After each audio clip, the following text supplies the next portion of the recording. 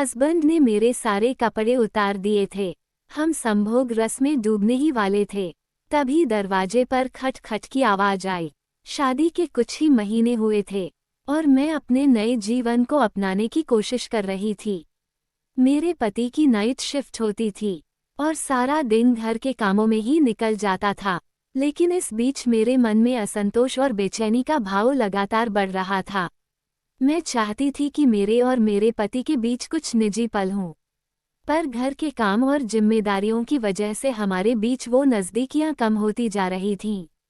सासू माँ तो अच्छी थीं, पर जब भी किसी काम में कोई गलती होती तो मुझे बहुत गुस्सा आता। धीरे धीरे मैं अपने पति से ये कहने लगी कि मुझे यहाँ नहीं रहना। मैंने कहा कि मुझे मेरा पर्सनल स्पेस चाहिए। आखिरकार मेरे पति ने मेरी बात मान ली और हम बेंगलुरु शिफ्ट हो गए, एक नए शहर में, एक नए घर के साथ। मैंने अपनी जिंदगी को फिर से बसाने की कोशिश की। मैंने घर के सारे कामों को आसान बनाने के लिए बर्तन धोने की मशीन, कपड़े धोने की मशीन और सभी आधुनिक सुविधाएं जुटा लीं। शुरू में तो सब कुछ सही लग रहा था, लेकिन धीरे धीरे 2 साल बीतने के बाद एक अजीब सी उदासीनता ने मुझे घेर लिया। बेंगलुरु में रहने के दौरान मैं कई लोगों से मिली, दोस्त भी बनाए, लेकिन वो सच्ची दोस्ती का एहसास नहीं हो रहा था। कोई भी ऐसा नहीं था जिससे मैं दिल खोलकर बात कर सकूं। एक दिन मेरे पति ने कहा कि माँ 1 महीने के लिए हमारे पास रहने आ रही हैं।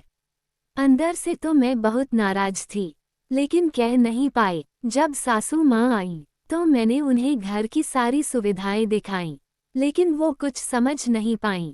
उन्होंने कहा, बहू, जब तक मैं यहाँ हूँ, एक धोबी और एक बर्तन धोने वाली का इंतजाम कर लो, क्योंकि तुम्हारी मशीन से धुले कपड़े और बर्तन मुझे ठीक नहीं लगते।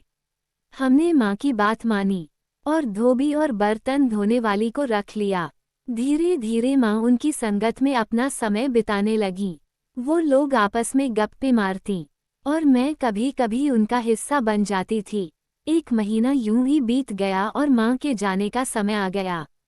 जाते जाते उन्होंने धोबी और बर्तन धोने वाली को 100-100 रुपये दिए और कहा, बहू का ध्यान रखना, ये यहाँ अकेली रहती है। माँ चली गईं, धोबी और बर्तन धोने वाली भी चली गईं और घर फिर से शांत हो गया। लेकिन अब मेरे अंदर अजीब सी उदासी भरने लगी। शुरुआत में तो मैंने आज़ादी महसूस की, लेकिन कुछ ही दिनों में मुझे घर खाली खाली लगने लगा। मुझे महसूस हुआ कि जिन चीज़ों को मैं सुख सुविधा मानती थी, वो असल में मुझे खुशी नहीं दे रही थीं। अकेलेपन ने मुझे घेर लिया और अब मुझे अपने परिवार की ज़रूरत महसूस होने लगी। मैंने अपने पति से कहा कि मैं वापस जाना चाहती हूँ। अब मुझे समझ में आया कि अपनों के साथ रहना कितना महत्वपूर्ण है। घर में अपनों का साथ और स्नेह ही असली सुख है। आज मैं फिर से अपने सास ससुर के साथ रह रही हूँ और अपने परिवार के साथ खुश हूँ।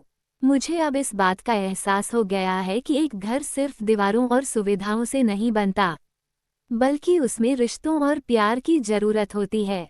जितनी भी लड़कियां सास ससुर से दूर रहकर अपनी आज़ादी का अनुभव करती हैं, वो शायद अंदर से खुश नहीं होती। आखिरकार अपनों का साथ और उनके साथ समय बिताना ही सच्ची खुशी का एहसास कराता है। आपके विचार से क्या ये सही बात है? तो कमेंट करके जरूर बताएं और दूसरों को भी वीडियो भेजें। धन्यवाद।